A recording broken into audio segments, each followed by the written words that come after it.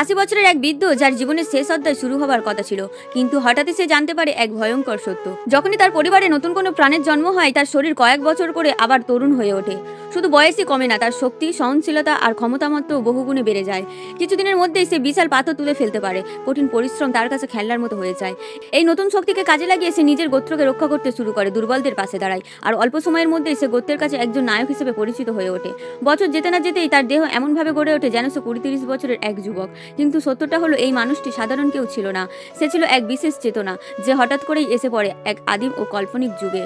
এই যুগে সে খুঁজে পায় এক রহস্যময় শক্তি প্রণালী। এই প্রণালী অনুযায়ী জীবনের প্রতিটি ইতিবাচক পরিবর্তনই সঙ্গে সঙ্গে তার শক্তি আরও বাড়াতে থাকে।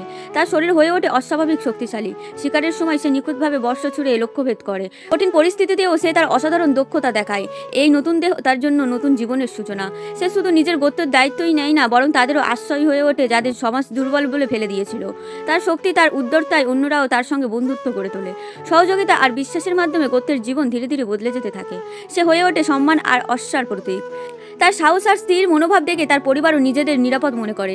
এই সময় তার পরিবারের এক নিকট আত্মীয়, যে অতীত ভয়ঙ্কর কষ্টের মধ্যে দিয়ে গেছে, সহায়তার আশায় তার কাছে আসে।